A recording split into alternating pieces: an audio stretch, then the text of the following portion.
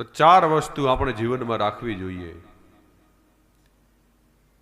કંથ, પંથ, ગ્રંથ અને સંત.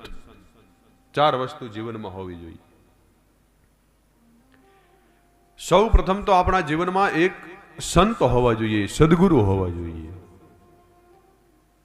સદગુરુ આપણને સન્માર્ગે વાળે.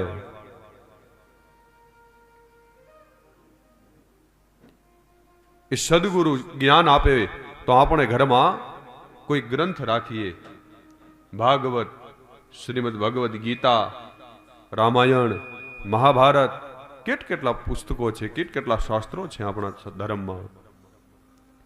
અને દરેક સનાતન હિન્દુ ધર્મના ઘરમાં, દરેક હિન્દુના ઘરમાં રામાયણ, શ્રીમદ ભાગવત અને ભગવદ ગીતા હોવી જ જોઈએ. આ આપણો સનાતન ધર્મ છે. એટલે કોઈ સારા ગ્રંથને આપણે વાંચીએ, જીવનમાં એને ઉતારીએ.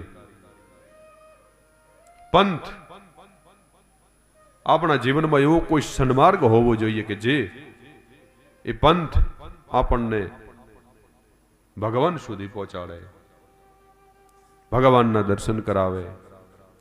અને કંથ, આપણા જીવનમાં કોઈ ઈષ્ટદેવ હોવા જોઈએ, કોઈ સ્વામી, કોઈ પરમાત્માનું આપણે ધ્યાન કરતા હોઈએ એવા કોઈ ઈષ્ટદેવ હોવા જોઈએ આપણા જીવનમાં.